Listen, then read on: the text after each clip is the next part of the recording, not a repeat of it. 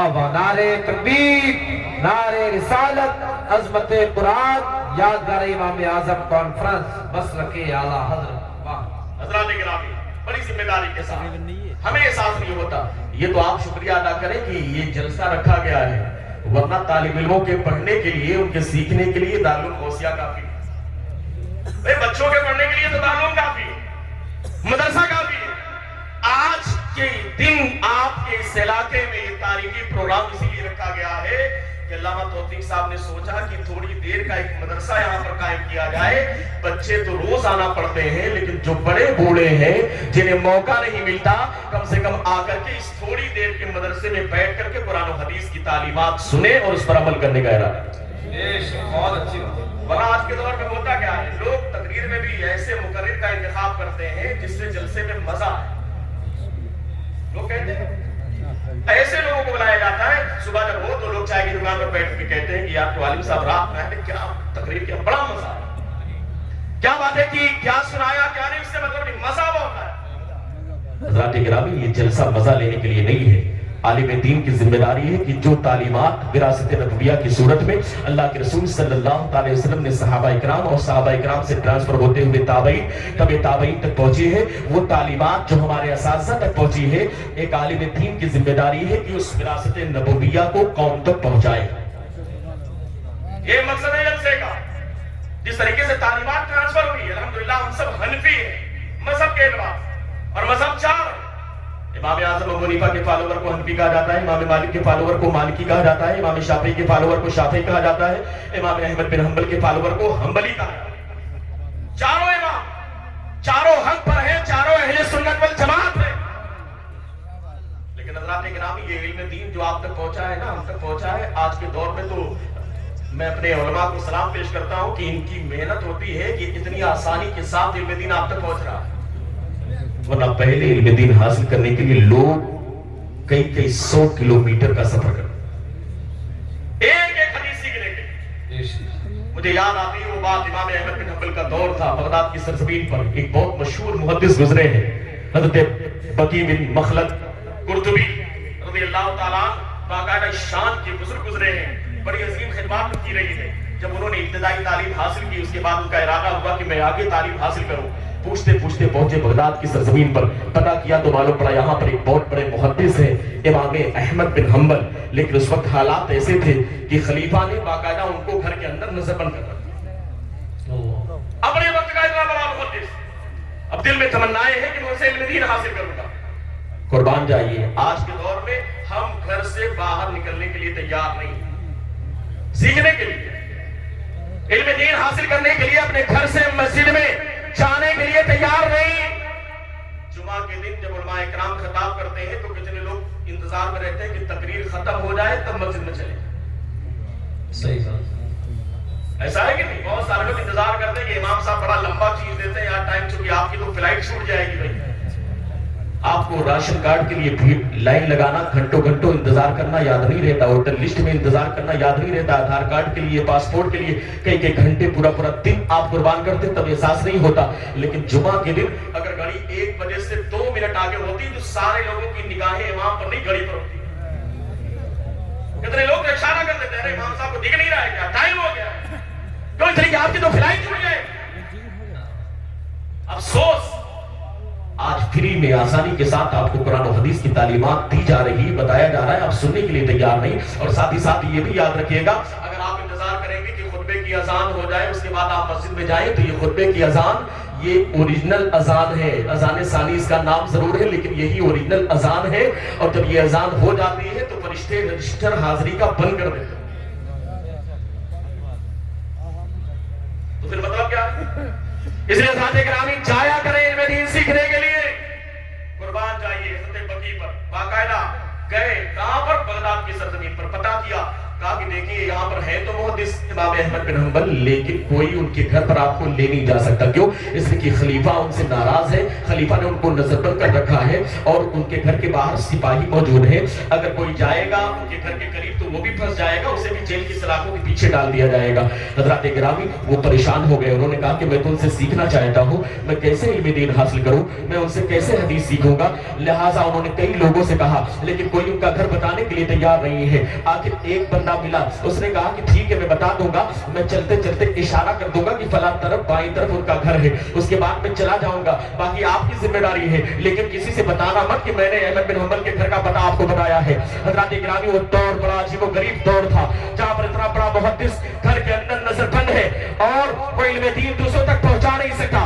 ایسے عجیب و غریب دور میں میں سلام پیش کرتا ہوں اس عظیم ذات پر علم دین حاصل کرنے کی طلب لے کر کے باقاعدہ بغداد کی سرزمین پر اس انسان کے ساتھ امام احمد بن حنبل کے دروازے کے قریب پہنچتے ہیں. جب دیکھا تو وہاں پر سپاہی کھڑے ہوئے ہیں. آپ نے گھر دیکھ لیا، گھر دیکھنے کے بعد آگے بڑھے، واپس آ گئے، اپنی قیامگاہ پر آئے. اب پریشان حال ہے کہ آخر احمد بن حنبل سے علم دین حاصل کیسے کریں گے، کس طریقے سے جا کر کے میں علم دین حاصل کروں گا. اس لیے کہ کوئی راستہ نظر نہیں آتا. اگر میں اپنے طور پر کوشش کروں گا ہو سکتا ہے کہ کوئی سپاہی مجھے دیکھ لے، دیکھنے کے بعد جیل کی سلاخوں کے پیچھے مجھے ڈال دیا جائے. اس لیے کہ احمد بن حنبل تو باقاعدہ نظر بند ہے، گھر کے اندر موجود ہے، لیکن اگر میں جاؤں گا تو مجھے بھی پکڑ لیا جائے گا. لہٰذا آ کر کے سوچ رہے تھے. جب سوچ رہے تھے نا، سوچتے سوچتے دماغ میں بات آ گئی. جانتے کیا کیا انہوں نے؟ کہا کہ میں ایسا کرتا ہوں کہ میں بھکاری بن جاتا، فقیر بن جاتا. اپنے پیروں میں باقاعدہ ایک کپڑے کو باندھ لیا، ہاتھ میں کٹورا لیا. اللہ، ہم سوچتے ہیں کہ اتنی آسانی کے ساتھ مدرسہ آپ کے گاؤں میں ہے، جہاں پر مدرسے نہیں ہے وہاں کے حالات دیکھیں نا. جو چیز آسانی سے مل جاتی ہے اس کا احساس نہیں ہوتا. ہم تو گھر میں پیدا ہوئے، محلے کے امام صاحب آ گئے، انہوں نے کان میں اذان دے دیا تو ہم تو مسلمان کے گھر میں پیدا ہو گئے، تو ہمیں احساس ہی نہیں کہ اسلام تک پہنچا کیسے. بڑی قربانیاں پیش کی ہمارے بزرگان نے، 3 دن تک جا کر کے اسلام یہاں پہ پہنچا. بڑے مجاہدے کیے ہیں، بڑی جانے گئی ہے، تب جا کر کے اسلام یہاں تک پہنچا. حضرت بقی ہے، قربان جائیے، اپنے ہاتھ میں کٹورا لیا، باقاعدہ پیروں میں کپڑے باندھ لیے، پرانے کپڑے پہن لیے، پھٹے ہوئے کپڑے ہیں، لباس ہے، تاکہ آدمی سوچے کہ کوئی بھکاری ہے، کوئی فقیر ہے. اس کے بعد دھیرے دھیرے چلتے ہوئے احمد بن حنبل کے دروازے پر پہنچے اور پہنچنے کے بعد باقاعدہ وہاں پر آواز دی. جس طریقے سے آج کوئی فقیر ہوتا ہے وہ کہتا ہے اللہ کے نام پر دے دو، اللہ کے نام پر دے دو. وہ دور تھا جس دور میں لوگ کٹورا لے کر کے فقیر باہر نکلتے تھے تو ان کا نعرہ یہ ہوتا تھا، ان کی ثنائیں یہ ہوتی تھی، اجرکم اللہ، اجرکم اللہ، اجرکم اللہ، یعنی اجر تمہارا اللہ پر ہے، اللہ تم کو اس کا بدلہ دے گا. اس طرح کی صدا لگاتے تھے. باقاعدہ جو بقی بن مخلد قرطبی ہے کہتے ہیں کہ سال بھر میرا انداز یہی تھا کہ باقاعدہ میں ہاتھ میں کٹورے لے کر کے بھکاری جیسی صورت بنا کر کے امام احمد بن حنبل کے دروازے کے قریب پہنچتا. اور جب پہنچتا تو امام احمد بن حنبل سوچتے کہ کوئی فقیر آیا ہے. جب پہلی مرتبہ میں پہنچا تو سوچا کہ فقیر آیا ہے، دروازے کو کھولا. میں نے اشارتاً کہا کہ یا امام میں تو آپ سے علم دین حاصل کرنے کے لیے آیا ہوں. احمد بن حنبل نے کہا دیکھو سپاہی سامنے موجود ہے، اگر انہوں نے دیکھ لیا مجھے بتاتے ہوئے یا پڑھاتے ہوئے تو خلیفہ کی عزت میں تم بھی آ جاؤ گے، تمہیں بھی جیل کی سلاخوں کے پیچھے ڈال دیا جائے گا. انہوں نے کہا کہ سرکار آپ میرے اوپر مہربانی کریں، اگر سپاہی کی نظر آپ کی طرف ہو تو آپ مجھے فقیر سمجھ کر کے واپس کر دیں گے، لیکن اگر ان کی نگاہیں میرے اوپر نہ پڑے تو کم سے کم ایک روایت اللہ کے رسول صلی اللہ علیہ وسلم کی حدیث پاک آپ مجھے سنا دیا کریں. اب اس کے بعد ان کا بیان ہے کہ بغداد کی سرزمین پر مسلسل 1 سال تک میرا طریقہ کار یہ تھا کہ میں ہاتھ میں کٹورا لیتا، فقیر جیسی صورت بناتا، پھٹے پرانے کپڑے پہنتا، امام احمد بن حنبل کے دروازے پر پہنچتا، اجرکم اللہ کی صدا لگاتا، اجرکم اللہ کی صدا لگاتا. جب دروازے کے قریب میں پہنچتا امام احمد بن حنبل دروازہ کھولتے. اس کے بعد دیکھتے کہ سپاہی اگر ان کو دیکھ رہے ہیں تو فوراً 1 درہم یا 2 درہم دے کر کے کٹورے میں ڈال کر کے مجھے واپس کر دیتے. لیکن کبھی کبھی سپاہیوں کی توجہ نہیں ہوتی، سپاہی دوسرے کام میں مست رہا کرتے. جب ایسا موقع ہوتا تو فوراً امام احمد بن حنبل کہتے تھے حدثنا فلان عن فلان عن فلان عن نبی صلی اللہ تعالی علیہ وسلم، یعنی ہم سے حدیث بیان کی فلاں نے، انہوں نے فلاں سے، انہوں نے فلاں سے، اور انہوں نے اللہ کے رسول صلی اللہ تعالی علیہ وسلم سے حدیث بیان کی ہے. اس طریقے سے باقاعدہ مسلسل 1 سال تک میں ذمہداری بن کر کے علم دین اور علم حدیث سے حاصل کریں۔ سبحان اللہ، نعرے تکبیر، نعرے رسالت، یادگار امام اعظم کانفرنس، مسلک اعلی حضرت علماء اہل سنت شاعر اسلام حسان رضا فرید پوری۔ حضرات گرامی، ہمیں احساس نہیں ہوتا ہے، اس لیے کہ اتنی آسانی کے ساتھ علم دین ہم تک پہنچ، جتنی آسانی کے ساتھ جو چیز ملتی ہے تو اس کا احساس نہیں ہوتا۔ حضرت امام اعظم ابو حنیفہ کے فالوور ہم ہیں، مذہب حنفی کے ماننے والے ہیں۔ امام اعظم ابو حنیفہ کوئی کمزور آدمی نہیں تھے، بہت بڑے تاجر تھے، تجارت کا بڑا عظیم کاروبار تھا آپ کے والد کا، لیکن جب اس لائن میں آئے، ہنستے حماد کی مدرسے میں داخلہ لیا آپ نے، اور وہاں پر پڑھنے کے بعد تکمیل کیا آپ نے، اور تکمیل کرنے کے بعد پھر انہی کی جگہ پر مسجد پر بیٹھ کر کے ان کے استاذ حضرت ابراہیم النخعی تھے، ان کے استاذ حضرت علقمہ تھے، ان کے استاذ صحابی رسول حضرت عبداللہ ابن مسعود عظیم صاحب، جو کہ صاحب النال والوسادہ کہلاتے ہیں، جو کہ ہمیشہ اللہ کے رسول صلی اللہ علیہ وسلم کے نالین پاک کو لے کر کے اور ان کے سامان کو لے کر کے ساتھ میں چلا کرتے تھے۔ اس طریقے سے باقاعدہ ہمارے بزرگوں نے کوششیں کی ہے، تب جا کر کے دین کی باتیں ہم تک پہنچی ہے۔ ایک صحابی ایک حدیث سیکھنے کے لیے سینکڑوں میل کا سفر کر دے، ایک تابعی ایک مسئلے کی جانکاری کے لیے سینکڑوں میل کا سفر کر دے، ایک مجاہدین اسلام میں سے کوئی مجاہد ہوتا دین کی بات سیکھنے کے لیے سینکڑوں میل کا سفر کرتا۔ آج ہمارے گھروں کے قریب محفلیں ہوتی ہیں، ہمارے گھر کے سامنے مسجدوں میں بیانات ہوتے ہیں، لیکن ہم سیکھنے کے لیے تیار نہیں ہے۔ یاد رکھنا، یہ ترقی یافتہ دور ہے، جو انسان پڑھے گا یہ علم ہے، اور علم کی بنیاد پر بندے کو اللہ ترقی دیتا ہے۔ جس طریقے سے باقاعدہ آیت کریمہ ہے، یرفع اللہ الذین آمنوا منکم، اللہ نے جسے ایمان کی دولت دی ہے اسے باقاعدہ بلندی عطا کی ہے، اسے عزت دی ہے۔ وللہ العزت ولرسولہ وللمؤمنین، عزت اللہ کے لیے ہے، عزت اس کے رسول کے لیے ہے، عزت مومنین کے لیے ہے۔ اسی طریقے سے عزت تو ہر مومن کے لیے ہے۔ والذین اوتوا العلم درجات، لیکن جسے اللہ نے علم عطا کیا ہے، علوم دینیہ عطا کیا ہے، اللہ نے اسے درجوں بلندی عطا کی ہے۔ پتہ کیا چلا؟ اگر بندہ علم کو حاصل کر لیتا ہے، یہ ایجوکیشن، یہ لائٹ ہے، یہ نور ہے، یہ روشنی ہے۔ جو بندہ علم کو حاصل کرے گا وہ ترقی کرے گا، وہ آگے بڑھے گا۔ اور کس طرح سے آگے بڑھے گا؟ آج کے دور میں ہم کہتے ہیں کہ ہم پیچھے ہیں، مسلمانوں کو نوکریاں نہیں ملتی، مسلمانوں کو باقاعدہ کوئی عہدہ نہیں ملتا۔ سوال یہ ہے کہ ہم پڑھنے کے لیے تیار نہیں ہیں۔ یاد رکھنا، جو پڑھے گا وہی آگے بڑھے گا۔ بے شک، صحیح جی، جو پڑھے گا وہی آگے بڑھے گا۔ ہم خود پڑھنے کے لیے تیار نہیں، اپنے بچوں کو پڑھانے کے لیے تیار نہیں، اور ہم سوچتے ہیں کہ ہم آگے بڑھ جائیں۔ مجھے وہ بات یاد آتی ہے، ایک میں نے تاریخ کی کتاب میں ایک واقعہ پڑھا تھا کہ حضرت سلیمان علیہ السلام کے دور میں ایک فرشتے کو اللہ نے آرڈر دیا کہ میرے فرشتے جاؤ سلیمان کے پاس، 3 چیزیں لے کر کے جانا۔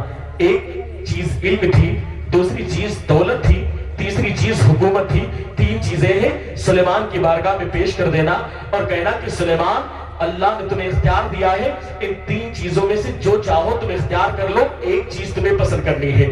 فرشتہ تینوں چیز کو لے کر کے آیا، سلیمان علیہ السلام کی بارگاہ میں رکھ دیا، اور رکھنے کے بعد کہا، اے سلیمان، اللہ نے آرڈر دیا ہے، اللہ نے حکم دیا ہے، یہ 3 چیزیں تمہارے سامنے ہیں، ان 3 چیزوں میں سے کوئی ایک چیز تمہیں لائک کرنی ہے، ایک چیز تمہیں اختیار کرنی ہے، ایک چیز تمہیں پسند کرنا ہے، 2 چیزیں واپس چلی جائے گی۔ کون چیزیں تھی؟ ایک ایجوکیشن تھا، علم تھا، دوسری چیز دولت تھی، تیسری چیز حکومت تھی۔ قربان جائیے، سلیمان علیہ السلام کی بارگاہ میں تینوں چیزیں ہیں، دنیا کی دولت بھی ہے، دنیا کی حکومت بھی ہے، اور سامنے علم بھی ہے، لیکن قربان جائیے، سلام پیش کریں حضرت سلیمان علیہ السلام کی دانائی پر، ان کے علم پر، ان کے ہنر پر، ان کے ذہن و فکر پر ہزاروں کروڑوں سلام ہے۔ سلیمان علیہ السلام نے باقاعدہ تینوں چیزیں جب پیش کی گئی تو ان میں سے ایک چیز کا انتخاب کیا۔ جانتے ہیں کس کا انتخاب کیا؟ علم کا انتخاب کیا، ایجوکیشن کا انتخاب کیا۔ علم کو آپ نے لیا، جب علم کو آپ نے اختیار کر لیا تو فرشتے نے باقاعدہ ان دونوں چیزوں سے کہا، دولت سے کہا، حکومت سے کہا، چلو تم دونوں واپس چلو۔ کیوں واپس چلو؟ کہا اس لیے واپس چلو، اس لیے کہ تمہارا کام نہیں ہے 3 میں سے ایک چیز پسند کرنی تھی۔ سلیمان نے ایک چیز لے لیا ہے، علم لے لیا ہے، دولت حکومت کو نہیں لیا ہے، لہذا تم دونوں واپس چلو۔ اللہ نے ہر چیز کو زبان عطا کی ہے، ہر چیز اللہ کی تسبیح بیان کرتی ہے۔ سب کے پاس زبان ہے، کسی کے پاس ظاہری زبان ہے، کسی کے پاس زبان حال ہے۔ قربان چاہیے، جب حضرت سلیمان علیہ السلام نے علم کو لیا، علم کو اختیار کیا، فرشتے نے کہا دولت حکومت واپس چلو، اس لیے کہ سلیمان نے علم کو لیا ہے، اب زبان حال سے دولت اور حکومت نے اس فرشتے کو جواب دیا تھا کہ سنو، سلیمان علیہ السلام نے علم کو اختیار کیا ہے، اور سنو جہاں پر علم ہوگا وہیں دولت بھی ہوگی، وہیں پر حکومت بھی ہوگی، لہذا ہم واپس نہیں جائیں گے۔ پتہ کیا چلا، جہاں پر علم ہوتا ہے وہیں پاور ہوتا ہے، وہیں پر حکومت ہوتی ہے، وہیں پر دولت بھی ہوتی ہے۔ لیکن آج ایجوکیشن میں ہم پیچھے ہیں، دینی تعلیم میں تو بہت پیچھے ہیں، اور دنیاوی تعلیم میں بھی بہت پیچھے ہیں۔ اور اگر کوئی ڈاکٹر انجینئر بناتا بھی ہے تو اسے دینی تعلیم سے بالکل آراستہ پیراستہ نہیں کرتا، جس کا نتیجہ یہ نکلتا ہے کہ آج ہمارے درمیان سے نکلنے والے ڈاکٹر کا عالم یہ ہے کہ آپ نے شاید سنا ہوگا، میں آئے دن نیوز میں پڑھتا ہوں، جانتے ہیں کہ نیوز میں نے پڑھی پٹنہ کی تھی، ایک نیوز پریاگراج الہ آباد کی تھی، ایک نیوز باقاعدہ لکھنؤ کی تھی، آپ دیکھا کریں۔ لیکن آج ہمارے نوجوانوں کو پب جی گیم سے فرصت ہی نہیں ہے، خرافات سے فرصت ہی نہیں ہے، انسٹاگرام فیس بک اور یوٹیوب سے فرصت ہی نہیں ہے کہ کم سے کم کبھی کوئی خبر بھی پڑھ لیا کرے، کبھی کوئی نیوز بھی دیکھ لیا کرے، کبھی اچھی اچھی باتیں بھی خبر کے طور پر مل جاتی ہیں۔ حضرات گرامی، میں نے نیوز میں دیکھا کہ باقاعدہ ان بڑے بڑے شہروں میں بڑے بڑے ڈاکٹر تھے، بڑے بڑے ہاسپٹل ہیں، بڑے بڑے M B B S M D surgeon doctor ہیں، لیکن جانتے ہیں کیسے واقعات پیش آتے ہیں؟ واقعہ ایک ایسا پیش آیا کہ ایک انسان اپنے باپ کو لے کر کے گیا ہاسپٹل میں، جب ہاسپٹل میں لے کے گیا تو 2 دن کے بعد اس کا انتقال ہو گیا، ڈیڈ باڈی کو باقاعدہ وینٹیلیٹر پر رکھا ہوا ہے، مشین چالو ہے، انتقال ہو چکا ہے، مر چکا ہے، ڈیڈ باڈی رکھی ہوئی ہے، لیکن ڈاکٹر کہتا نہیں ابھی زندہ ہے، ڈاکٹر کہتا ہے کہ زندہ ہے۔ پتا کیا چلا، مردہ رکھا ہوا ہے، ڈیڈ باڈی رکھی ہوئی ہے، اور باقاعدہ ڈیڈ باڈی سے پیسہ کمایا جا رہا ہے، لاش سے پیسے کمائے جا رہے ہیں۔ شاید آپ نے بھی سنا ہوگا، آپ نے بھی دیکھا ہوگا، اس عجیب و غریب ماحول میں جس کو آپ کہتے ہیں کہ یہ ہائر ایجوکیشن، ہائر ایجوکیٹڈ ہے، بہت پڑھا لکھا انسان ہے، بڑا پڑھا لکھا طبقہ ہے، ایم بی بی ایس ہے، ایم ڈی ہے، بہت بڑا سرجن ہے، لیکن اس کا کمال یہ ہے کہ وہ بہت بڑا ڈاکٹر، جسے دنیاوی اعتبار سے کہتا ہے کہ بندہ بہت پڑھا لکھا ہے، وہ مردوں سے پیسہ کما رہا ہے، وہ ڈیڈ باڈی سے پیسہ کما رہا ہے، وہ کسی کی لاش سے پیسہ کما رہا ہے۔ آپ بتاؤ تو صحیح، شیش گڑھ کی سرزمین پر رہنے والے میرے بھائیوں، میرے بزرگوں، میرے ساتھیوں، کیا کسی مردے سے پیسہ کمانا یہ انسانیت کا کام ہے؟ ارے یار، یہ کام تو کرنے سے جانور بھی شرما جائے، لیکن بتاؤ پڑھا لکھا آدمی کر رہا ہے کہ نہیں کر رہا ہے؟ کیا آپ کو پتا نہیں ہے جنہیں آپ کہتے ہو کہ بہت بڑا یہ وکیل ہے، بہت بڑا ایڈوکیٹ ہے، بہت بڑا ایجوکیٹڈ ہے، لا پڑھا اس نے، لیکن پیسے لے کر کے ظالم کو مظلوم بنانے کا کام کیا جا رہا ہے، مظلوم کو ظالم بنانے کا کام کیا جا رہا ہے۔ یہی بریلی شریف کی سرزمین پر کیا آپ نے دیکھا نہیں، نہ جانے کتنے ایسے باقاعدہ بے گناہ لوگ ہیں جو باقاعدہ جیل کی سلاخوں کے پیچھے ڈال دیے گئے ہیں، اور وکیل بھی ایسے لگے ہوئے ہیں کہ ان بے گناہوں کو باقاعدہ گنہگار بنایا جا رہا ہے، ان مظلوموں کو ظالم دکھایا جا رہا ہے، اور جو ظالم ہے انہیں مظلوم بنایا جا رہا ہے۔ یہ کام کون کر رہا ہے؟ ایڈوکیٹ کر رہے ہیں، بڑے پڑھے لکھے لوگ کر رہے ہیں۔ پتا کیا چلا، جب انسان پڑھا لکھا ہوتا ہے اس کے پاس علم دین نہیں ہوتا، اسلامی قوانین نہیں ہوتے، وہ مردوں سے پیسہ کمانے کے لیے تیار ہو جاتا ہے، وہ ظالم کو مظلوم بنانے کے لیے تیار ہو جاتا ہے، وہ مظلوم کو ظالم بنانے کے لیے تیار ہو جاتا ہے۔ اس لیے حضرات اکرامی، آپ اپنے بچوں کو ڈاکٹر بنائیں، پروفیسر بنائیں، لائر بنائیں، بہت بڑا انجینئر بنائیں، لیکن پہلے اپنے بچوں کو تعلیم غوثیہ مخدومیہ برکات الحدیث میں بھیج کر کے قرآن و حدیث کی تعلیمات دے کر کے ایک پکا اور سچا مسلمان بنا دیجئے، تاکہ وہ ڈاکٹر کی کرسی پر بیٹھے اسے احساس ہو کہ میں مسلمان ہوں، وہ انجینئر کی کرسی پر بیٹھے تو اسے احساس ہو کہ میں مسلمان ہوں، وہ لائر کی کرسی پر بیٹھے تو اسے احساس ہو کہ میں مسلمان ہوں۔ وہ کب ہوگا؟ جب ان علماء کے پاس بیٹھ کر کے باقاعدہ علم دین وہ حاصل کرے گا۔ اور بہت بڑا معاملہ آج کے دور میں یہ بھی ہے کہ آج کی اس دور میں ہم نے گیپ پیدا کر دیا، بہت بڑا گیپ۔ گیپ کیا ہے؟ جو آدمی داڑھی ٹوپی والا ہے، کرتے پیجامے والا ہے، اس کو لوگ کہتے ہیں یہ دیندار آدمی، اور جو آدمی پینٹ شرٹ پہن لیتا ہے، داڑھی بھی ہے لیکن ڈاکٹر لگا ہوا ہے اس کے نام کیا ہے، انجینئر، لائر، لوگ کہتے ہیں یہ تو دنیا دار ہے، کوئی بزنس کر رہا ہے، اگرچہ داڑھی بھی اس نے رکھ لیا، سنت کا پابند بھی ہے، لیکن لوگ کہتے ہیں یہ تو دنیا دار لوگ۔ یہ گیپ ہم نے اپنی طرف سے بنا رکھا ہے، یہ بہت زیادہ نقصان دہ ہے قوم کے لیے، ملت کے لیے۔ کیوں؟ اس لیے کہ دار و مدار انسان کا، اس کے دیندار ہونے کا صرف اس کا لباس نہیں ہے، صرف اس کا لباس نہیں ہے، دار و مدار دیندار ہونے کا صرف علم بھی نہیں ہے، بلکہ حقیقت میں قال نبی علیہ الصلوۃ والسلام انما الاعمال بالنیات، اعمال کا سارا دار و مدار بندے کی نیت پر۔ اب ذمہ دار علماء اسٹیج پر موجود ہیں، بڑی ذمہ داری کے ساتھ ایک جملہ میں ادا کر کے جانا چاہتا ہوں۔ اگر کوئی بندہ علم دین حاصل کرے، حافظ قرآن بنے، عالم دین بنے، اس کی نیت یہ ہو پہلے اسے کہ میں عالم بنوں گا تاکہ لوگ میرا ہاتھ چھوڑیں گے، مجھے نذرانے دیں گے، مجھے پیسہ ملے گا، خوب دنیا کماؤں گا، میری شہرت ہوگی، میری عزت ہوگی۔ یاد رکھنا ایسا عالم دین دیندار نہیں بلکہ پکا دنیا دار۔ صحیح بھائی، دنیا دار کہلائے گا، چاہے جتنا بڑا جبہ پہن لے، بہت بڑی پگڑی باندھ لے، لیکن اگر اس کی نیت یہ ہے تو وہ دیندار نہیں ہے بلکہ دنیا دار ہے۔ اور ایک بندہ ڈاکٹر بنا، اس نے باقاعدہ فرض علوم سیکھ لیے، عقائد اسے پتا ہے، باقاعدہ اسلام کے قوانین کے مطابق زندگی گزارتا ہے، سنت کی پابندی کرتا ہے، عالم دین نہیں ہے، وہ ڈاکٹر بنا، سنت کا پابند ہے، عقائد اسے پتا ہے، فرض علوم اس نے سیکھ لیے، اور اس کے بعد اس نے ڈاکٹری پڑھی، MBBS ڈاکٹر بنا۔ اس کے باپ کی نیت یہ ہے اور اس کی نیت یہ ہے کہ میں ڈاکٹر بنوں گا تو خدمت خلق کروں گا، میں اللہ کے بندوں کی خدمت کروں گا، پریشان حال کی مدد کروں گا، بیماروں کی باقاعدہ علاج کی کوشش کروں گا۔ یاد رکھنا ایسا ڈاکٹر جو باقاعدہ پیشے سے ڈاکٹر ہے، MBBS ہے یا سرجن ہے، لیکن قرآن و سنت کا ماننے والا ہے، عقیدہ صحیح ہے، فرض علوم کو جانتا ہے، سنت کا پابند ہے، ایسا ڈاکٹر دنیا دار نہیں بلکہ پکا دیندار ہے۔ بے شک، بہت واہ واہ، کون ہے؟ دیندار ہے وہ۔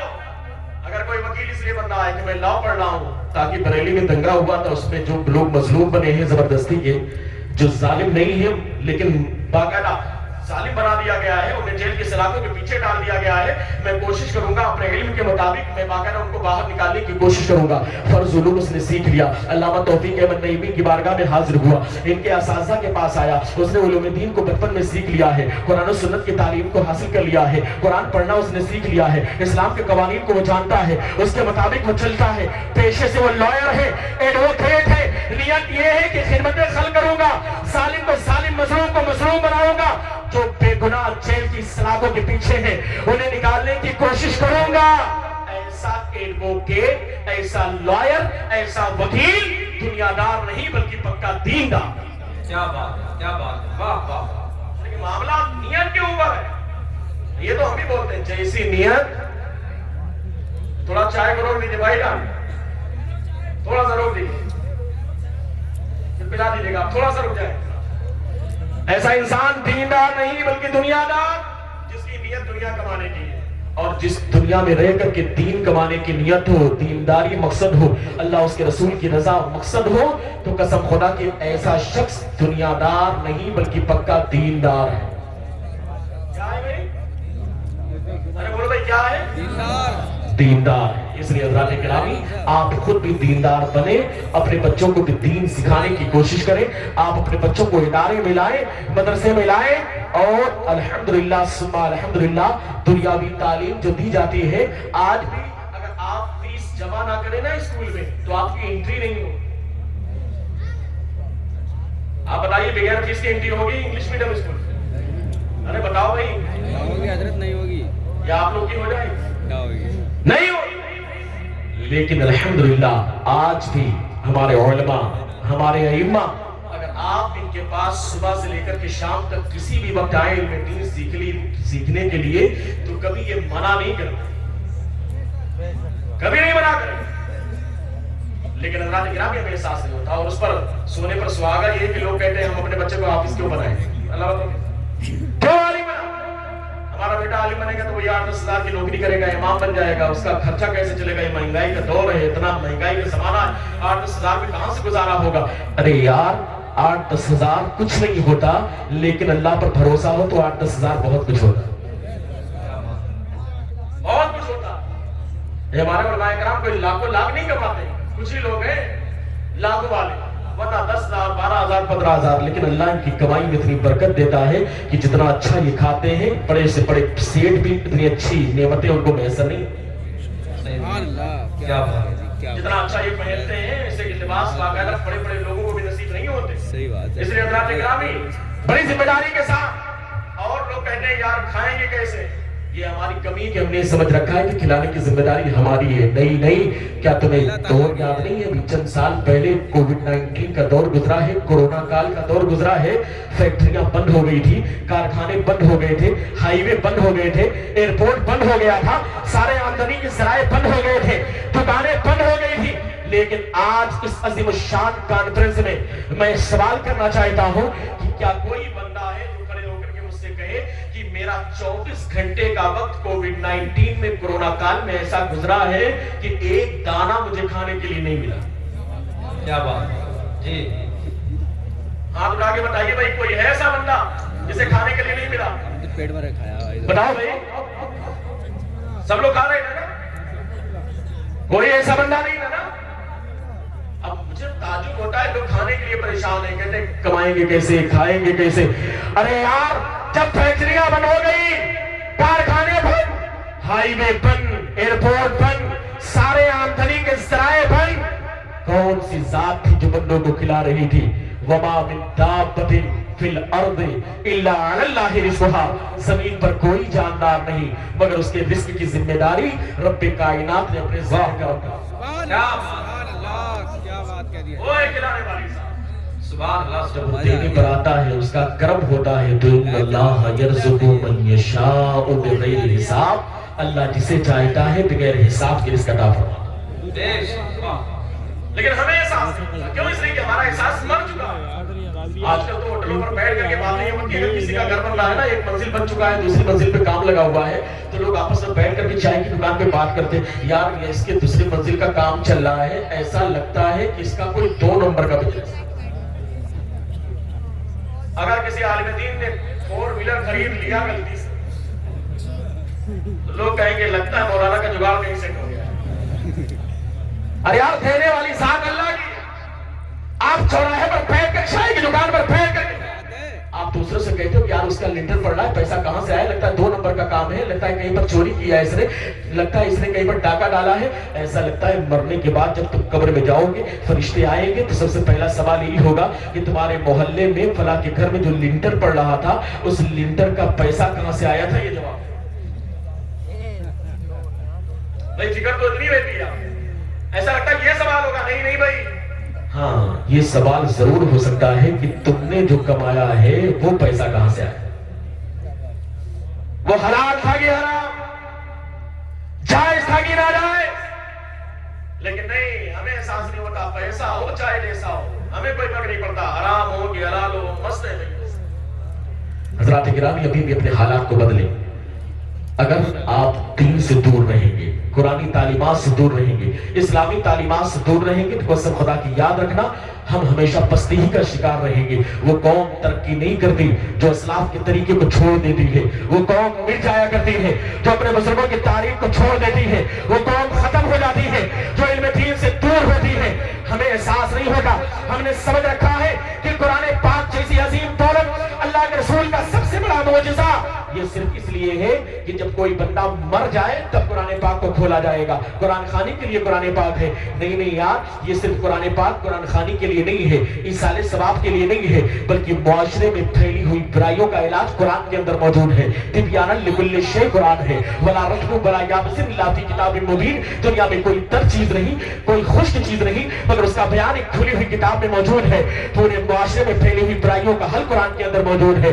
हमारे खानदान में फैली हुई बुराइयों का हल कुरान के अंदर मौजूद है। सियासी एतबार से हम कमजोर हैं तो मजबूत कैसे बनेंगे, इसका हल कुरान के अंदर मौजूद है।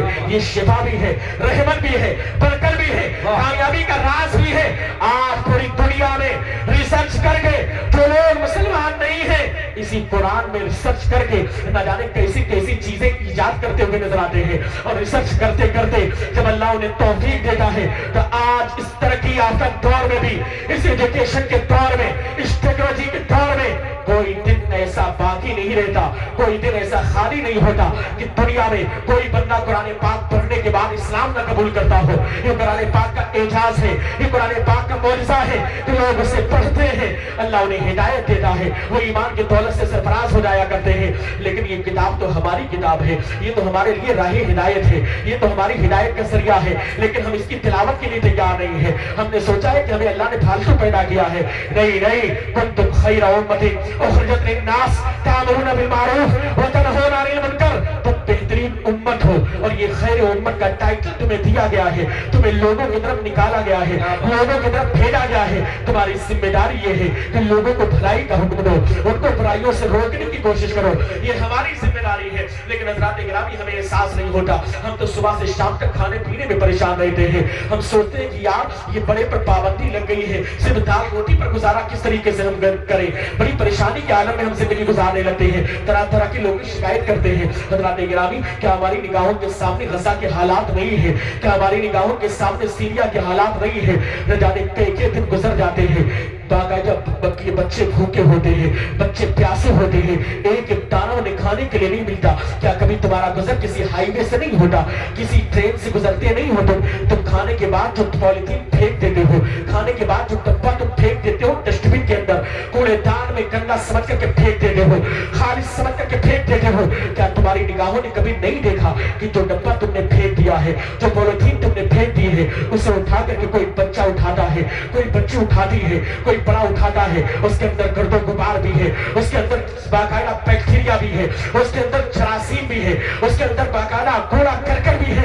लेकिन उसे उठा करके कोई बंदा एक एक दाने चुन करके खाता हुआ नजर आता है, किसी का बेटा उठा करके खाता हुआ नजर आता है, किसी की बेटी उठा करके खाती हुई नजर आती है। एहसास नहीं होता, अल्लाह का शुक्र ज़बान पर नहीं आता। अल्लाह तेरा शुक्र है कम से कम इस जगह पर मैं नहीं हूँ। याद रखना, जब बंदा अल्लाह का शुक्र अदा करता है, अल्लाह का वादा है लइन शकरतुम लाज़ीदन्नकुम, अगर तुम मेरा शुक्रिया अदा करोगे तो मैं तुम्हें और ज्यादा अदा करूंगा। वलइन कफरतुम इन्ना अज़ाबी लशदीद, अगर तुम मेरी नाशुक्री करोगे तो याद रखना मेरा अज़ाब बहुत सख्त है। इसलिए हज़रात गिरामी, अभी भी वक्त है, आज जरूरत है कि आप अपने बच्चों को दीन से करीब करें। बस एक रिवायत में आपके सीने तक पहुंचाना चाहता हूँ, उसके बाद मेरी गुफ्तगू मुकम्मल होने वाली है। बड़े बड़े उलमाए किराम मिंबर रसूल पर तशरीफ फरमा है, बस एक रिवायत आपके सीनों तक मुझे पहुंचाना है बड़ी जिम्मेदारी के साथ। लेकिन उससे पहले एक तफसीर आप सुन ले। ये मखदूम अशरफ जहांगीर सिमरानी की निस्बत से भी बाकायदा मदरसा है, इसलिए कि उनका फैजान यहाँ पर शामिल है और कादरी मियां हुजूर की आमद भी है, एक आले रसूल की आमद भी है। अल्हम्दुलिल्लाह यहाँ पर उलमा का संगम भी है, अहले बैत घर का संगम भी है। और ये पैगाम तो बाकायदा इमाम आज़म अबू हनीफा ने दिया था। तो हज़रत हम्माद के पास और दीगर असातिज़ा के पास उलूम की तकमील ज़ाहिरी तौर से आपने कर ली, तो बातनी तौर पर फैज़ हासिल करने के लिए अपने उस्ताद से कहा था। तो बाकायदा इमाम हम्माद ने उनकी रहनुमाई की थी कि ए अबू हनीफा, ए नोमान, तुम चले जाओ हज़रत इमाम जाफर सादिक के पास। बाकायदा इमाम जाफर सादिक के पास गए और जाने के बाद 2 साल तक जो इल्म सीखा था, जो थ्योरी सीखी थी, बाकायदा प्रैक्टिकल की सूरत में, तरबियत की सूरत में, एक आले रसूल की बारगाह में रह करके, एक इमाम की बारगाह में रह करके, इमाम जाफर सादिक के पास रह करके बाकायदा उसकी तकमील किया। यहाँ तक कि आपका इरशाद है लौला सिनतान लहलकन नोमान, अगर ये 2 साल ना होते तो नोमान हलाक हो जाता। पता क्या चला, ये इदारा सिर्फ इदारा नहीं है बल्कि इल्म अमल का संगम है। यहाँ पर उलमाए इकराम भी है, सादाते इकराम भी है, बुजुर्गाने दीन भी है। हमारे इस्लाम का बाकायदा जाम तसव्वुफ की सूरत में यहाँ पर पेश किया जाता है, बच्चों को पिलाया भी जाता है, ज़ाहिर उलूम से आरास्ता और पैरास्ता भी किया जाता है, ताकि बेटा जब ज़माने में निकले, जब बाकायदा मुजाहिद की सूरत में निकले, जब आलिम दीन की सूरत में निकले तो बिल्कुल पुख्ता होकर के निकले, यानी आलिम बामल होकर के निकले, ताकि इल्म नाफे से बाकायदा दूसरों को फायदा पहुंचाए। अल्हम्दुलिल्लाह ये इल्म का और अमल का संगम है, कालून मखदूमिया गौसिया बरकातुल हदीस। इसे आप अपने बच्चों को यहाँ पर पढ़ाएं और बाकायदा जो बच्चे पढ़ते हैं आप उनका ताउन करें और ताउन में बाकायदा इस तफसीर को सुनते चले। मखदूम अशरफ जहांगीर सिमरानी ने बाकायदा इरशाद फरमाया है, लताइफ़े अशरफी में लिखा हुआ है, आप फरमाते हैं कि बाकायदा एक तफसीर में मैंने पढ़ा है। कौन कहता है? मखदूम अशरफ जहांगीर सिमरानी अलैहि रहमतुल इस्बान, जो कि बहुत बड़े बुजुर्ग गुजरे हैं, बहुत बड़े कुतुब गुजरे हैं, कि चौथा की सरजमीन पर आपका मज़ार मुबारक है। फरमाते मैंने तफसीर में देखा है कि बाकायदा एक दिन एक तालिब इल्म था, मदरसे के चबूतरे पर बैठ करके वो कोई बात लिख रहा था। लिखते लिखते अचानक उसका कलम उसके हाथ से छूट गया और छूटने के बाद जमीन पर गिरा। जैसी जमीन पर गिरा वहां पर कई लोग काफिर बैठे हुए थे, आपस में बातें कर रहे थे। एक काफिर था जिसका नाम तुराब था। जैसे ही उसने देखा कि तालिब इल्म मदरसे के चबूतरे पर बैठ करके बाकायदा कोई बात लिख रहा है, कलम उसके हाथ से छूट करके जमीन पर गिरा। फौरन उस तुराब नामी काफिर ने तेजी के साथ आगे बढ़ करके बाकायदा उस कलम को उठाया, उठाने के बाद उस तालिब इल्म को पेश कर दिया। अब तफसीर में जो लिखा हुआ है, मखदूम मशरफ जहांगीर इस्तिलानी फरमाते हैं कि जब उस काफिर ने बाकायदा तुराब नामी काफिर ने तालिब इल्म की इयानत की, उसका ताउन किया, कलम उठा करके उसे पेश कर दिया, कल मैदान महशर कायम होगा, मैदान हश्र बपा होगा और बाकायदा उस काफिर को जहन्नम में डाल दिया जाएगा। लेकिन जो दुनिया में उसने उस तालिब इल्म की इयानत की थी, उसकी मदद की थी, उसका कलम उठा करके उसे दिया था, उसकी मिकदार में अल्लाह उस काफिर के अजाब में कमी कर दी। काफिर सब जहन्नम में जाए, काफिर कहां जाएंगे? काफिर सबके सब जहन्नम में।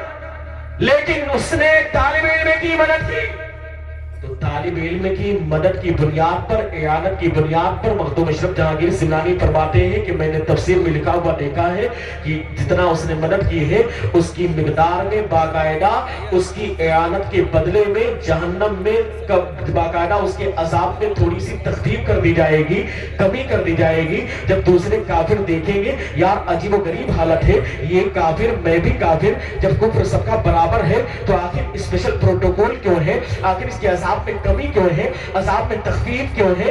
जब लोगों को बाकायदा बताया जाएगा इसने दुनिया में मदरसे में पढ़ने वाले एक तालिब इल्म की इयानत की थी, एक कलम उठा करके उसे पेश किया था, जिसकी बुनियाद पर आज बाकायदा इसके अजाब में तखफीफ की गई है, तो सारे काफिर उस वक्त कहेंगे या लैतनी कुन्तु तुराबा, या लैतनी कुन्तु तुराबा, या लैतनी कुन्तु तुराबा।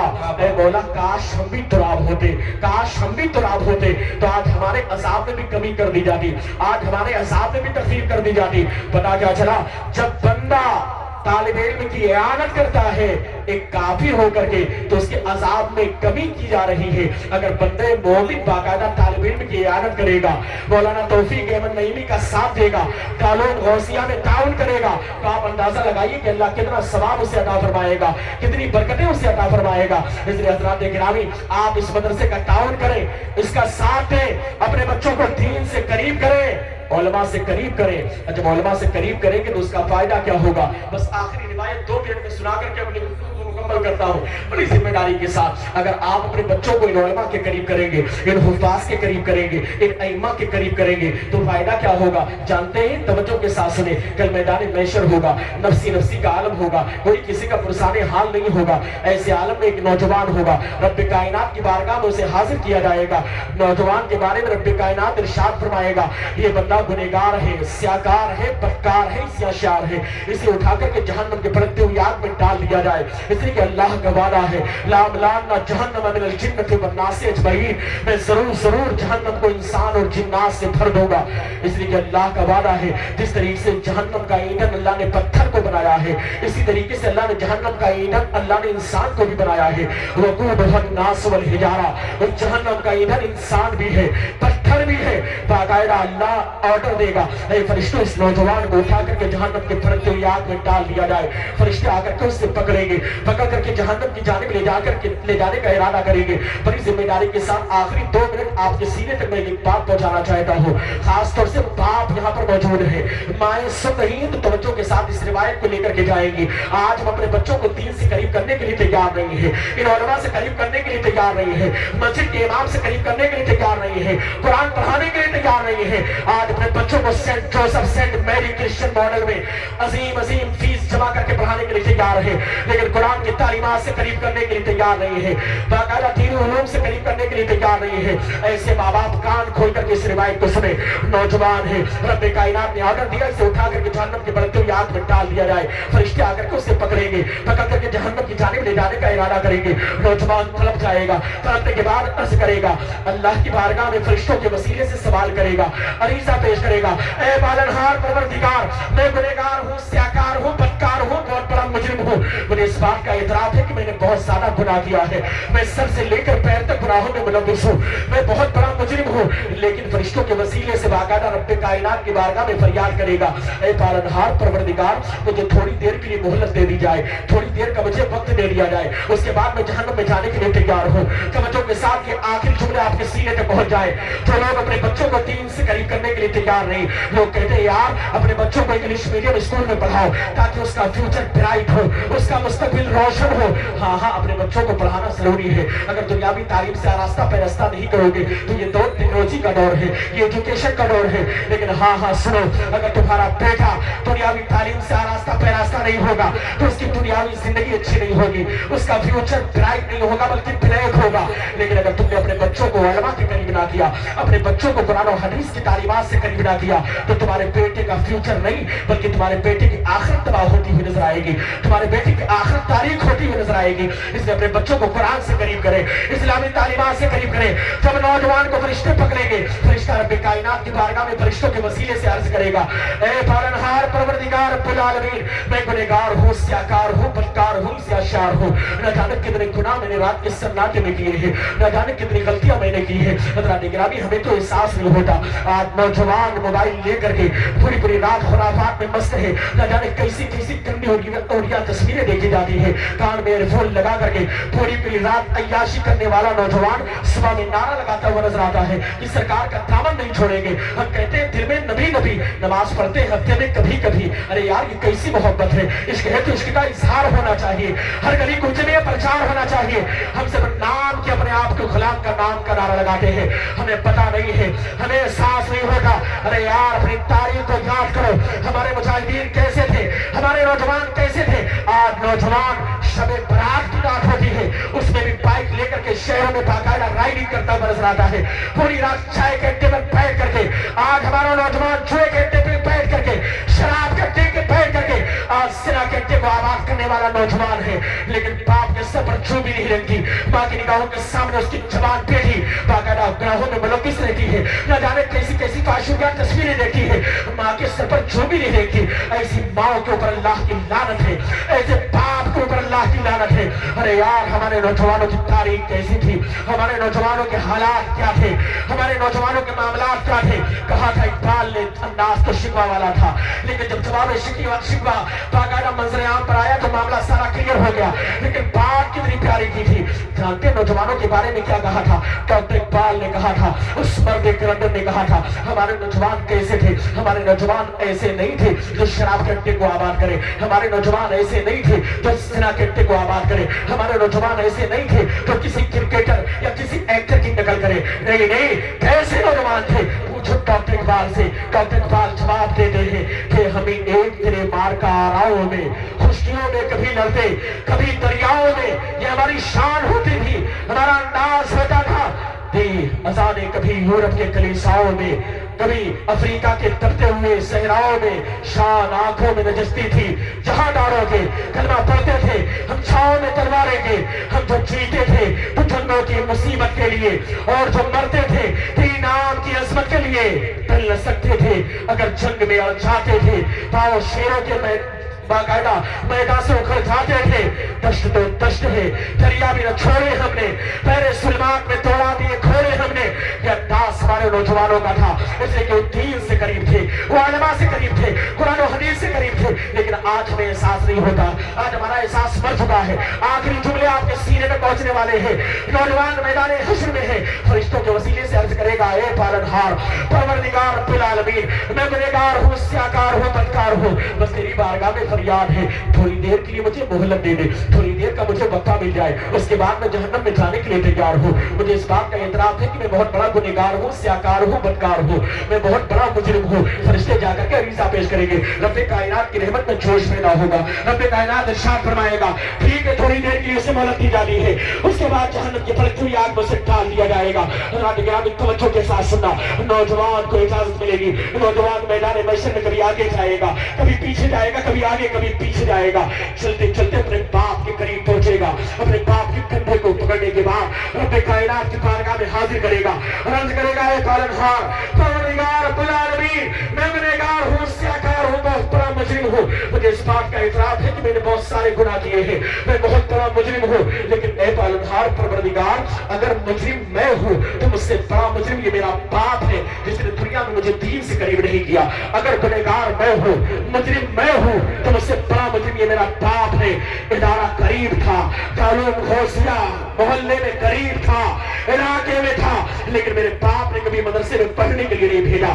مسجد کا امام آواز دے دے کر کے پکارتا تھا اپنے بچوں کو دین سیکھنے کے لیے بھیجو، لیکن میرا باپ پڑھانے کے لیے تیار نہیں تھا، لیکن دین سے اس نے قریب نہیں کیا۔ باقاعدہ بیٹا رب کائنات کی بارگاہ میں فریاد کرے گا، اے پالنہار پروردگار اگر مجرم میں ہوں تو مجھ سے بڑا مجرم یہ میرا باپ ہے، لہٰذا اگر جہنم میں مجھے ڈالا جا رہا ہے تو پہلے میرے باپ کو جہنم میں ڈال دیا جائے۔ حضرات گرامی ذرا سوچے تو صحیح، اگر بیٹا ریکویسٹ کرے جہنم میں ڈالنے کے لیے باپ کے بارے میں، ایسے بیٹوں سے تو بیٹوں کا نہ ہونا بہتر ہے، ایسے بیٹوں سے تو بیٹوں کا پیدا ہوتے ہی مر جانا بہتر ہے۔ اس لیے حضرات گرامی آپ اپنے بچوں کو دین سے قریب کریں، یہ ذمہ داری باپ کی ہے، یہ ذمہ داری بھائی کی ہے، یہ ذمہ داری ماں کی ہے، گارڈین کی ہے۔ اس لیے کہ قال نبی علیہ الصلوۃ والسلام کلکم راعٍ وکلکم مسئول عن رعیتہ، تم میں سے ہر شخص ذمہ دار ہے اور جس کا وہ ذمہ دار ہے کل میدان حشر میں اسے سوال کیا جائے گا۔ اس لیے حضرات گرامی جو بھی ذمہ دار ہے اپنے بچوں کو دین سے قریب کرے، اسلام سے قریب کرے، اپنے بچوں کو مدرسوں سے قریب کرے، علماء سے قریب کرے، تاکہ بچوں کی دنیا بھی کامیاب ہو جائے، آخرت بھی کامیاب ہو جائے۔ اللہ کی بارگاہ میں دعا ہے کہ آپ کی کانفرنس کو مولا کامیاب فرمائے، اور جتنے بچے یہاں سے حافظ قرآن پڑھ کر کے نکل رہے ہیں جن کے سروں پر دستار بندی باقاعدہ باندھی جائے گی، اور یہ تو دنیا کا معاملہ ہے، کل میدان حشر میں باقاعدہ ان کے سروں پر رحمت کا نورانی تاج بھی رکھا جائے گا۔ آج وہ نورانی منظر آپ دیکھیں گے۔ میرے بولنے میں کوئی غلطی ہوئی تو میں بھی پڑھتا ہوں، آپ بھی مل کر پڑھیں استغفر اللہ، سارے لوگ مل کر پڑھیں استغفر اللہ ربی من کل ذنب واتوب الیہ، اشہد ان لا الہ الا اللہ واشہد ان محمد عبدہ ورسولہ، وآخر کلماتہ الحمدللہ رب العالمین۔